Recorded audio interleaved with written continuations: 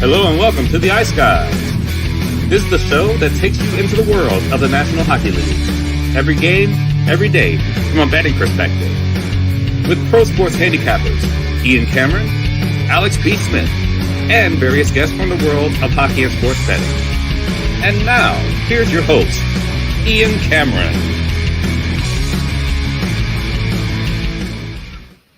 Welcome to the Ice Guys, presented by Boston Hemp Inc. Sunday, May the 12th. Ian Cameron with you. Happy Mother's Day to all the moms out there. I had forgotten, honestly, until this morning it was Mother's Day. But it is Mother's Day. Thank you to everyone for all the moms out there, especially the hockey mothers. We know what they do and what they sacrifice for their kids. So happy Mother's Day. We're looking forward to this Sunday card. Let's get right into the recap quickly for last night, the two games that we saw. Carolina Hurricanes, not on our home ice. Are we going to get swept? A nice job by them last night to avoid a 4-game sweep at the hands of the New York Rangers. Opportunistic, finally denting a little bit of the armor as far as Igor Shesterkin is concerned. 3 goals in the opening period. It was a crazy first period. 4 goals, 3 of them by Carolina in that opening period.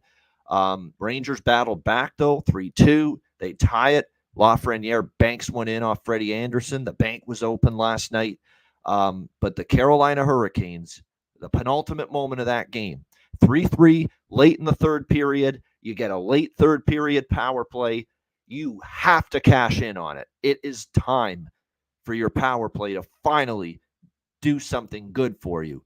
A power play that has been obviously a disaster in this series for the Carolina Hurricanes. Well, it finally converted at the most important time for the Carolina Hurricanes last night. Brady Shea, great point shot, just tons of velocity you could tell on that point shot through traffic. I don't think Shesterkin picked it up, but it was a hell of a point shot.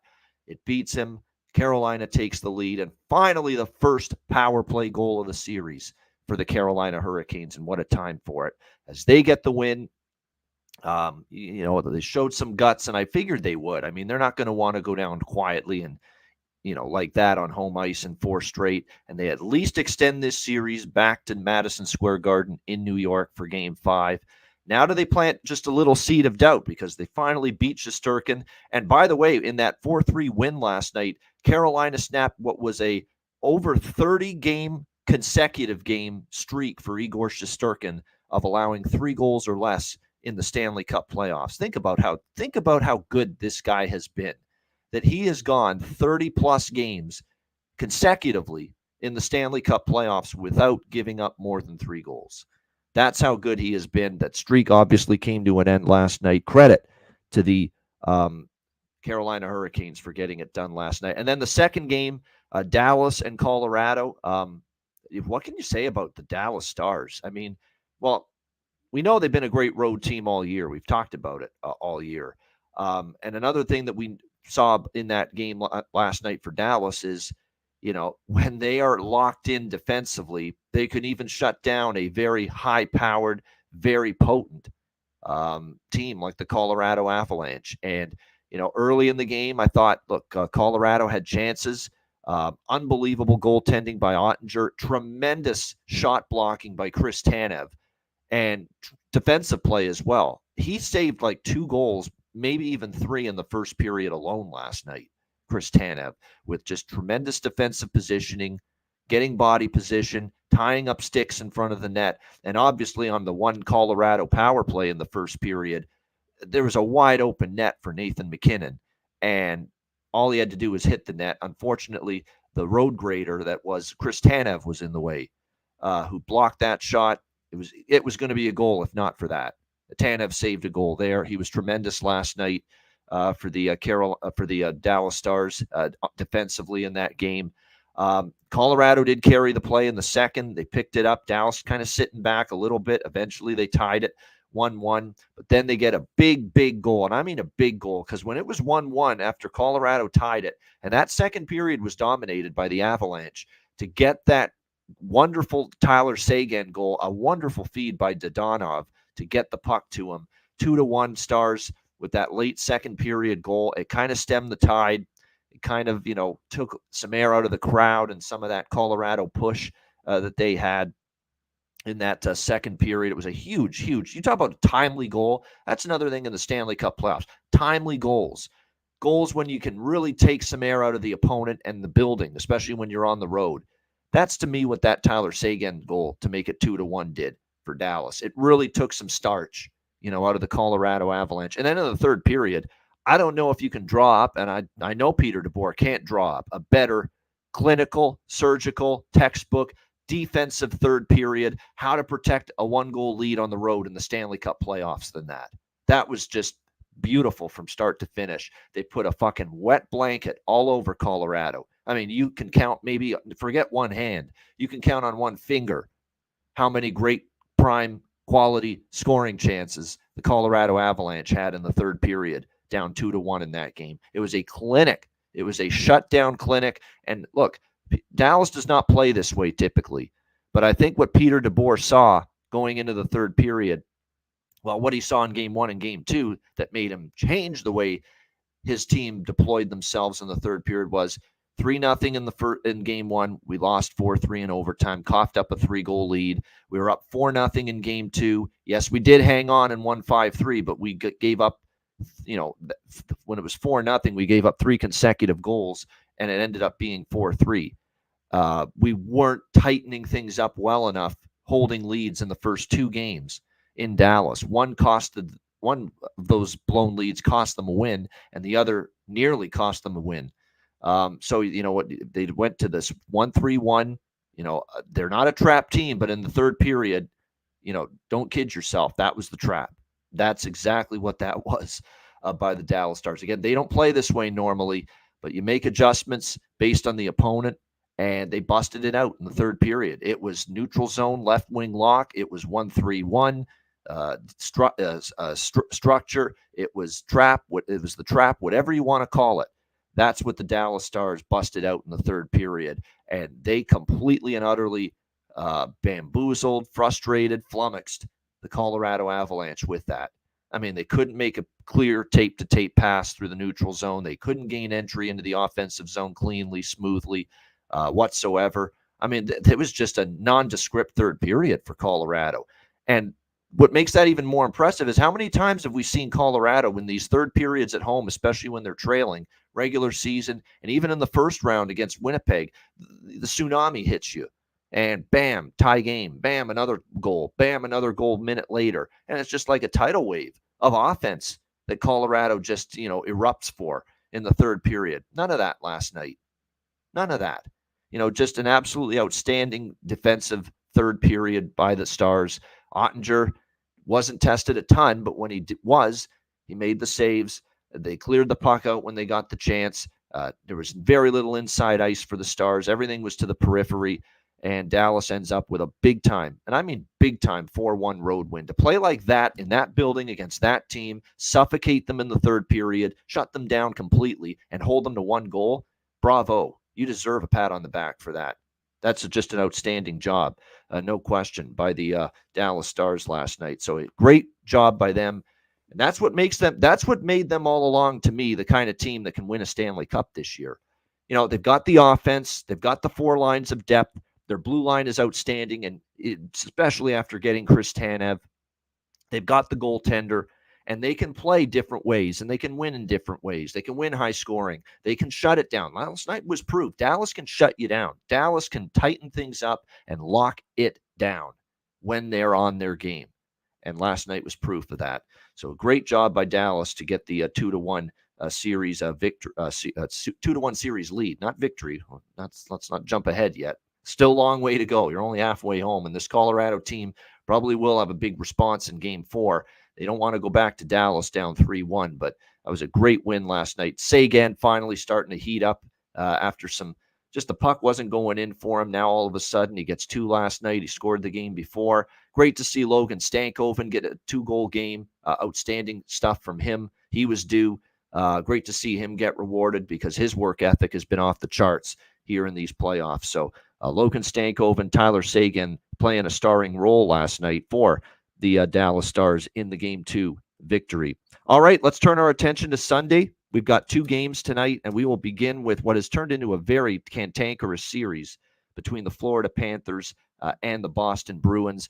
We've got Florida minus 160 road favorites. The total here sitting at 5.5, pretty much across the board. I'm a little surprised that the price has climbed this much right now here on the Florida Panthers side. There's a lot of people obviously souring on what they saw from the Boston Bruins in Game 3. And it was bad. And we talked about this. I don't want to go over it again because we talked about this when we recapped Game 3 of this series. But how does Boston play that bad and start the game that pathetic? Really, I mean, they had, 8 shots on goal, 9 shots on goal by the early part of the third period. I mean, these slow starts and these starts where they look like they're disinterested. They aren't matching the intensity. They aren't matching the pace of the opponent early in these games. It's really, really surprising to me what we saw from the Bruins, especially when they got pumped in Game 2. Like Florida just beat them down in Game 2. You'd expect going back home to TD Garden for Game 3, you're going to get a response, and you didn't get a response. You got an absolutely awful start, and by the time they finally showed up, really for the first time all game, Boston really pushed hard and had Florida running around in their own zone. Was when they were down like 4-0 already, or 4. Yeah, it was 4-0 by that time. It was when Lauko got plowed into the goaltender, or lost his footing, went into the goaltender, and then he scored a few minutes later to make it 4-1. That was the first time all game Boston really had a push and a sustained amount of time where they had Florida running around. The first 2 periods, Florida was in complete control. Boston could barely muster a shot or muster any sort of offensive zone time in Game 3. So what will change tonight is the question. Boston's got to have a better start. You're not splitting the atom, figuring out that. And I think what you also have to factor in here for this game tonight is the absence of Brad Marchand, who is officially ruled out tonight for the Boston Bruins. And you're talking about the emotional leader, the captain of the team.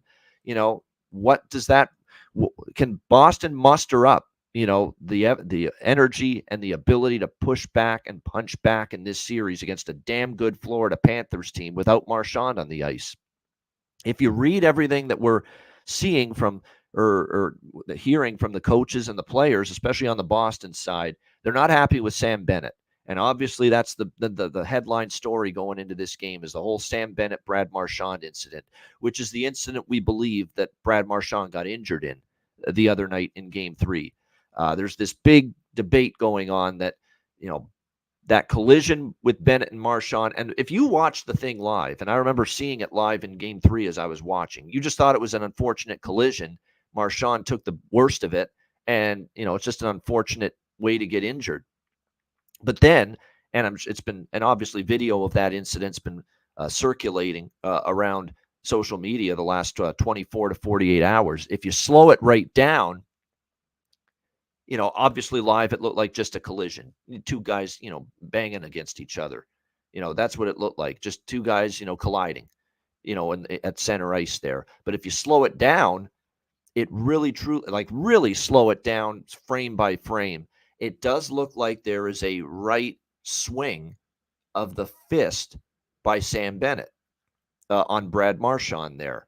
And so it looks like now, look, was it did he connect flush with this, what it looked like a punch from Bennett to Marchand? No, but he still swung it, and it looked like it connected at least or grazed Marchand a little bit and maybe impacted his landing a little bit. And that's what the Bruins are pissed at, because obviously if the refs had, this is a very fast sport. We know that. And I know for a fact, for me watching live, from home, that definitely looked like just a collision, with 2 players. There's no way live watching it you would have seen that, swing of the fist by Bennett. There's no way. So I think when you look at it, there definitely was a swing of the fist. No question about it. There's people saying it probably should have been a penalty on Bennett, no doubt. Suspension, I don't know. That's a little rough saying that there should have been a suspension. It wasn't like a vicious right hand, But at the end of the day, I understand a little bit why the Bruins are a little pissed. Now you've got to funnel that energy and bring it to the ice tonight. It's one thing to be angry. You've lost your captain. Yeah, you should be angry. That's your captain. He got a punch there. But when you look at it, it's frustrating. You got to channel it the right way, though, here if you're Boston. You got to come to the ice tonight and bring it on the ice and start the game on time, which clearly you did not do. I like that Montgomery finally took some responsibility. A lot of times, and Jimmy Murphy's been a proponent of this as well, where too many times Jim Montgomery is blaming the goalie coach for what happened last year with the goaltending decisions in the Florida series, blaming Pasternak early in the Toronto after Game 6 in the Toronto series. He's got to step up. There's been very little instances of Jim Montgomery saying, whoa, I fucked up. I need to coach better. I need to be better. And finally, he did that after Game 3. And I think that was the right time. You need to have your players back, at this time. You can't be saying, oh, this guy stinks. He needs to step up. He needs this. He needs that. No, you need them to come through for you here in a game tonight that you have to win. So you can't be doing that shit anymore. You've got to take some bullets, as Jimmy would say. And he did that after Game 3. He said, you know what? I didn't have them ready to play. I didn't have them ready to start that game properly. That's on me. I take responsibility. I take ownership for that. I think that's positive for Boston going into Game 4 tonight, that the coach said, hey, I didn't have them ready to go. Now, again, none of this matters if Boston doesn't improve their start and get off to a good start here tonight. We'll see if that is indeed going to be the case. There's a couple ways I'm going about this here with this game tonight. I'm going to take Boston money line first period plus 125 in this game. I don't trust them for the 60. I don't, flat out. I don't. I think Florida's the better team. This could be a situation kind of like last night where, and look, credit to, it's funny that last night was so strange. Dallas, Colorado, I think I nearly lost every bet. Rangers, Carolina, I won every bet last night, pretty much. That Rangers-Carolina game, we scripted that thing perfectly. Like, we had that game flow and that game script nailed completely. I took, obviously, Carolina first period puck line, Carolina to score in the first period. But I also had Rangers team total over 2.5, which cashed even though they lost the game, and the full game over. So it was a complete and utter, just nailed it. Just everything about that game, we got it right on the head with that Rangers-Hurricanes game. We nailed it with that game last night. This game, early, Boston's got to be good. Get on the board early. So I don't mind taking them in the first period, but that's it. That's it. Just first period. Because look, if they're not good in the first period, they are losing. They are losing this hockey game. If they are in one of these situations where, they have a slow start and let's say, and maybe even trailing again after the first period, like they were in Game 1, they're not going to win this hockey game. They're just not. If it's not going to come in the first period for Boston tonight, it's not going to come at all. That's the way you got to see it here in this one. So, like I said, I'm based on the situations at hand. Based on now, that's 2 straight games where you've been shellacked. Based on Marchand's absence, and I think that's going to have them riled up early. They should have the inspiration now. Your captain got knocked out, not playing. You need this game badly. Show up in the first 20 minutes, something you did not do in the last game. Let's see if, and that's all I'm hearing too from Boston, is the start has to be better. The start has to be better. We have to be ready from puck drop. And again, that doesn't always mean you're going to play well right from the start. You're playing a damn good team, a team that I still think might be better than you at the end of the day here, Florida. But in the first period, I do think Boston's got to show that punch. You're getting a good price. Now that the betting public and the betting markets have completely and utterly, soured on the Bruins a little bit, you're able to get a pretty solid price here in the plus 125 vicinity here with Boston in the first period. So I'm going to grab that. I'm going to split it up too with Boston to score in the first period, which is often an angle that's been good. Losing team scoring the next game. It hasn't been so good for Boston the last 2, but this is it for Boston. They know it. We go down 3-1. They came back on us 3-1 down last year. I don't think we're good enough, and they're too good to come back from down 3-1. I think they know that. So, like I said, Boston, is only a cheap minus 125 to score in the first period. I'll split that up with the first period money line on Boston here, plus 125. And look, As far as the total is concerned, I'm a little surprised, actually, we've seen 3 overs in this series. I did not expect that because these can be two very defensive-minded teams. These can be two very good goaltenders, obviously, when you talk about both sides, Bobrovsky for Florida and the Allmark and Swayman combination. We don't have goaltending confirmed yet for Boston. We don't. So I still think there's a chance they turn to Allmark because of his strong track record against Florida.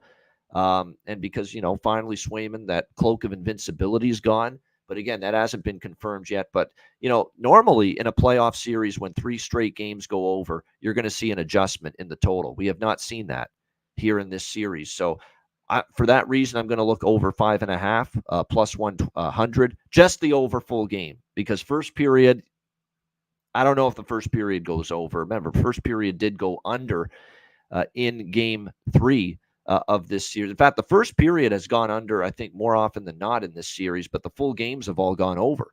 So just a full game over here, plus 105 with that. And I'm also on the Boston first period money line, first period score a goal split here as well in this game tonight with the Panthers and the Bruins.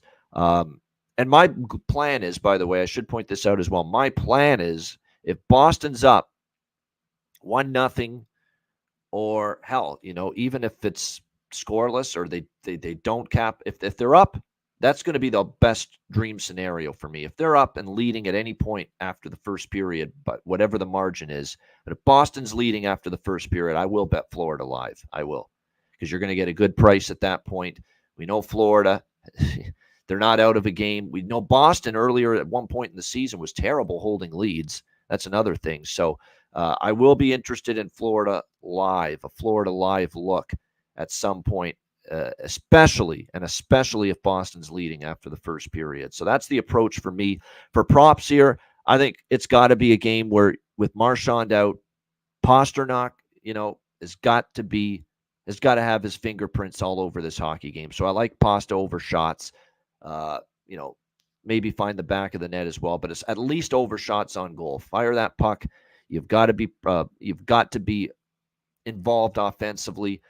So I think Pastrnak over shots is a very good prop here in this game, and anything involving him. Maybe you look toward Geeky. You look toward Coyle. These are guys that have got it. DeBrusque. These are guys that have got to get it done tonight for the Boston Bruins, flat out. If they are going to make this a series. And then for Florida, look, Barkov keeps getting assists. The Barkov assist prop looks good.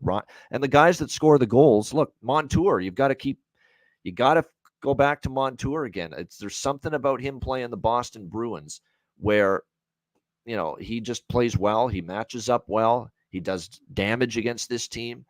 He's now scored in back-to-back games for the Florida Panthers. So not just any point props for Montour, but the goal prop, you're still getting this wonderful price, plus 400, plus 500 even in some spots, for Brandon Montour to score a goal. We really haven't seen that adjusted very much entering tonight's game 4. So I think you have to keep going back to the well with that. Yeah, I'm seeing Montour still at plus 550 at FanDuel. My goodness. And this guy has just had a huge series against Boston last year. He's now scored in back-to-back games for the Panthers in this series. So, yeah, absolutely. I think that could be worth a look. Something tells me, just to piss off the Bruins fans, and he's going to be public enemy number 1. I could see Sam Bennett scoring. I completely agree with that. I know Cuban Wayne Gretzky in our chat likes Bennett. Yeah, I think when you look at it, plus 350 at FanDuel for Sam Bennett, to score. I don't mind taking a shot with that here. Either. All right, next up, we've got West semifinal, game 3. This has been one hell of a series, and I mean one hell of a series so far, Vancouver and Edmonton. You had the crazy third period comeback by the Vancouver Canucks in game 1. You obviously saw an overtime game in game 2 where the Oilers were down 3-2 going into the third period, tied it in the third, won it on an Evan Bouchard goal in overtime. So this has been a tremendous series so far. Series tied 1-1 going back to Edmonton. We've got Edmonton minus 190 home favorites, 6.5 the total here in this game tonight. Edmonton, obviously, we know at home pretty prolific. They get the matchups the way they want. They get the chance to get McDavid and his line in particular away from, the number one, shutdown line for Vancouver. So that's definitely going to be an advantage for Chris Knobloch going into this game tonight, no question. But I think when you look at the matchup too overall here tonight with the Canucks and the Oilers, every time the Canucks, response to adversity level gets questioned, they answer the bell. And it wouldn't shock me if that happens tonight. We'll see how this one goes. But, in what's I think going to be a very back and forth series, I don't think, even though that was a tremendous third period for the Oilers, and that was the best they've looked 5-on-5 by far, like they were taking it to Vancouver at even strength in the third period of game 2. I don't think by any means that means Edmonton's just going to run away and hide for the rest of this series. I think that is something you definitely want to make note of, because let's keep in mind, Vancouver played in Edmonton twice during the regular season, and Vancouver won both games. In fact, you go back to last year, and look, Vancouver wasn't very good at this time still last year, December 23rd, 2022. This was before Rick Tocchet came on board. They went to Edmonton and they beat the Oilers 5-2. So they've actually won 3 straight times in this building, the Vancouver Canucks. So I'm taking a shot with them at plus 170 tonight. I just think, they're off a loss. I expect a good response. Vancouver's been one of these teams so far in the playoffs where they lose, they come back, and they respond in a good fashion. The 2 losses they suffered against Nashville, bounced back and won the very next game, both times. Now, again, Edmonton's another step up as far as, the quality of the opponent is concerned. But my goodness, I mean, we're pricing this game tonight like Edmonton's just walking all over Vancouver. I think it's just a little bit too expensive here on Edmonton. I don't mind taking that, plus 170. Artur Shilovs, I thought in a losing effort was outstanding. I said it when we recapped game 2 on the show yesterday. Artur Shilovs was better in the loss in game 2 than he was in the win in game 1. He was outstanding in the third period. So, like I said, I think it's going to be interesting to see how this one goes. But I think the value is on Vancouver's side. I think this game and this series, what I've seen so far, is closer than putting Edmonton out there as a minus 190 home favorite here tonight in game 3. And that's the crux of why I'm taking Vancouver, because I think this game and this series is closer than Edmonton being a minus 190 favorite here tonight in this game. I'm also going to sprinkle on Vancouver to score in the first period, which obviously they were able to do in game 2 of this series. And again, you're getting a really good price on the because Vancouver's a bigger dog here tonight. The first period prop on Vancouver to score a goal is only minus 140. So you get a little bit of a better price with that. And I'm going to go back to the well with the over trifecta in this game as well. Talking about how, again, I don't want to, be repetitive here, but again, when you're talking about the same 2 teams game after game in a playoff series, you're going to repeat some things, but there's no hiding it. It's been an over series. You go back again to the start of last year between these 2 teams, and 8 of the last 9 meetings between the Canucks and the Oilers have had at least 6 goals, and the majority of them have gone over the total. So, like I said, we're going to go back to the well here with the over trifecta as well. So we're going to sprinkle, we're going to split, we're going to have Vancouver money line split with Vancouver to score in the first period. We're going to have over trifecta, which is, of course, over 1.5, which you can get right now at minus 135. Both teams to score in the first period, which is a nice, plus 160, plus 170 price in that range at FanDuel, and also over 6.5 for the full game here with the Canucks and the Oilers. By the way, it's worth noting, too, about Edmonton here in the playoffs. 3 home games in the playoffs. Now, they were all in the Los Angeles series, but 3 home games in the first round for the Oilers against the Kings. All 3 went over the total. 7-4, 5-4, 4-3. So all 3 of them had at least 7 goals, their home games against the Kings in the first round. So, like I said, over trifecta, a little piece of Vancouver money line, plus 170. And also a little bit on Vancouver to score in the first period. And then as far as player props for this game are concerned, you look at Vancouver. There's definitely Miller and Besser are the headliners. They're almost at that point where you trust them to be good every game, make an impact every game, get chances every game. Now the question is, can you score on them? That's the other question. But definitely it starts with the two of them. Very interesting that Rick Tocchet might be, at least from what I read yesterday, he might be sitting down Höglander. We'll have to wait and see on that. But I know he wasn't thrilled with Höglander's first two games. We'll have to wait and see. I have not seen adjustments yet, but there's talk that Nils Aman might come into the lineup for the Canucks. We'll see if that is indeed the case. But Pius Suter still has value, in my opinion, too, because it looks like he's still going to be up there with Miller and with Besser here in Game 3 for Vancouver. But it looks like there's going to be some lineup shakeup. Let's put it this way. If Höglander's out, someone's going to have to take the Pettersson-Mikheyev spot on that second line in place of Höglander. Whoever that is, there's going to be value. So stay tuned. Watch to see who's going to be on that second line for Vancouver, and then go from there. I think that's the way to go. For Edmonton, it looks like tonight, again, they had the McDavid, Draisaitl, and Hyman. Looks like they're probably going to stay together. Because it worked well for the Oilers again in Game 1. Henrique, Nugent Hopkins, and Kane on the second line. Fogle, McLeod, and Perry on the third line. Holloway, Ryan, and Janmark, the fourth line. It looks like right now for the Edmonton Oilers. But, right now on home ice, I think Zach Hyman scored in every home game. So don't be surprised if Zach Hyman gets it rolling again for Edmonton on home ice. He'll find a way to produce. I think Adam Henrique, there's still value because he's up there with Nugent Hopkins and with Evander Kane. Fogle got dropped to the third line when Knobloch decided to load up the top line with both Leon and Connor McDavid on it. So keep an eye on that. Rocco Rogers is in here every day talking about Matthias Ekholm. You better start putting some respect on his name because he's now got a goal in back-to-back games for the Edmonton Oilers. He's jumping into the play. He is shooting the puck more. In fact, you go back to the latter part of the regular season, he's had a lot of games where he's had at least 2 shots on goal, which for a defenseman, that's a lot of shots. And he's had some where he's had even 4 and 5 shots. And again, he scored in back-to-back games for the Edmonton Oilers. So, like I said, Matthias Ekholm, if it ain't broke, don't fix it. And again, you're not getting a huge adjustment either in his goal prop. Plus 700. Yeah, they've adjusted it slightly. But again, for a guy that's now scored in back-to-back games for the Edmonton Oilers from the blue line, that plus 700 is it's just sticking out like a sore thumb. There's no doubt. Sam Lafferty, Cuban Wayne Gretzky. I've noticed that. Last game especially, he had some chances. He's 10-1.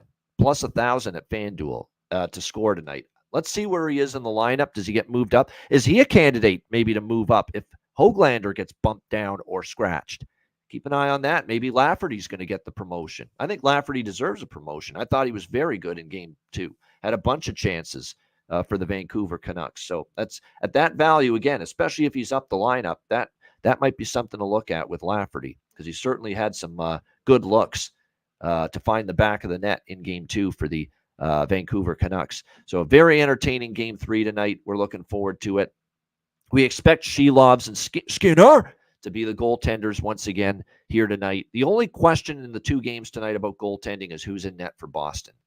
I think it's going to be Linus Ullmark, but I don't want to say for sure. It hasn't been confirmed yet. So as of right now, it's unconfirmed for Boston. I think it'll be Ullmark, but again, we don't know that for sure as of yet. All right. And one thing I forgot to say about the Florida-Boston series, it ain't just the players going at it. Like the media of the respective teams is going at it. I saw Jimmy Murphy and George Richards getting into it on Twitter about the whole Bennett Marchand incident. I mean, my goodness, it's getting a little feisty with the media as well in the Bruins and Panthers series. So I'm looking forward to seeing what the Game 4 is there tonight. It's funny. That's another reason why I think that full game over, again, 3-0 to the over in that series, it's probably got a chance to once again be a game that goes up and over the full game because, look, Game 3 was not very chippy. I thought there was a decline in the physicality in Game 3 compared to Game 2 when things kind of went off the rails. I think on the heels of the Marchand and Bennett incident in Game 3, I think you're going to see that physicality and a lot of scrums after the whistle, all that stuff. I think you're going to see it ramped up tonight. So there could be a lot of penalties, could be a lot of power plays, and that's usually good things for people that are betting it over. All right, good stuff. We appreciate everyone in the chat. Hit the like button. Patreon.com/Ice Guys. Get signed up, guys. We've got not one, but 2 Patreon exclusive live betcasts this week. Tuesday night, May 14th, Thursday night, May 16th. 2 betcasts, both of them Patreon exclusive this week. So now is the time.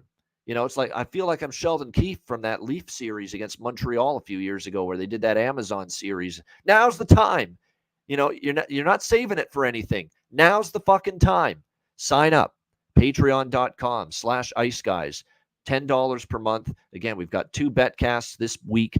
More betcasts that are Patreon exclusive on the way as well throughout the playoffs. You have access to our daily sides, totals, and player props posted on the page each and every day. Again, bonus content in the offseason as well. The Players Suite returns, interview series, all that and more. Make sure you sign up. Patreon.com/Ice Guys, just $10 per month. And check out the Ice Guys store as well. Get your gear and your merch over at iceguys.myspreadshop.com. All right, bargain bin special of the night and best bet coming up right after we hear from our great sponsors.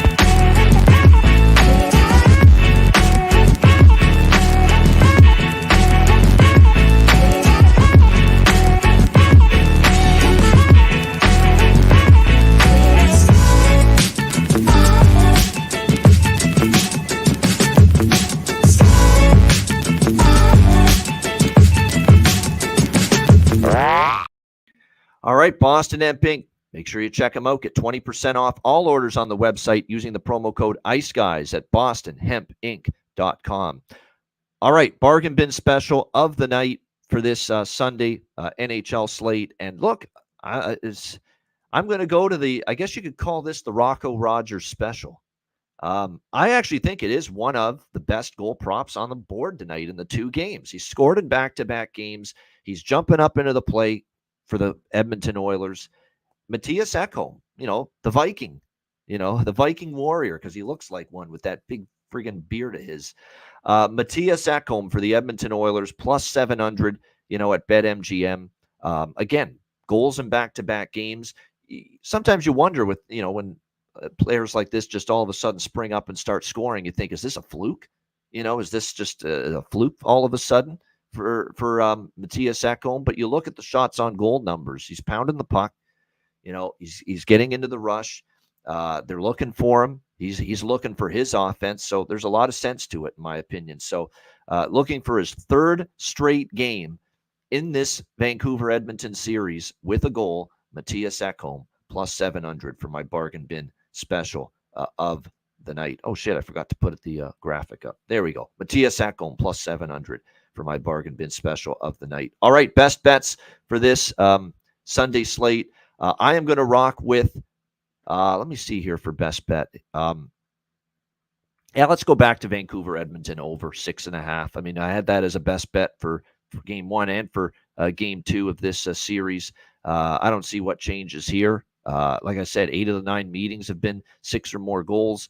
We've seen the over cash more often than not. Edmonton's 3-0 to the over on home ice so far here in the Stanley Cup playoffs. So Vancouver, Edmonton over 6.5, minus 105. That is going to be my best bet for this Sunday NHL slate. That's a wrap. Shout out to everyone in the chat. Hit the like button on the way out. A reminder, the Ice Guys is live 7 days a week, Monday to Friday, 2 p.m. Eastern, Saturday and Sunday, noon Eastern. If you can't watch the show live, download the Ice Guys podcast in audio form on all major podcast platforms: Google Podcasts, Apple Podcasts, Spotify, Stitcher, iHeartRadio, Amazon Music, and more. Download the Ice Guys podcast when you can't watch the show live. I'm Ian Cameron. Have a great Sunday. Happy Mother's Day to all the moms out there, and we will be back with you tomorrow on Monday for another edition of the Ice Guys.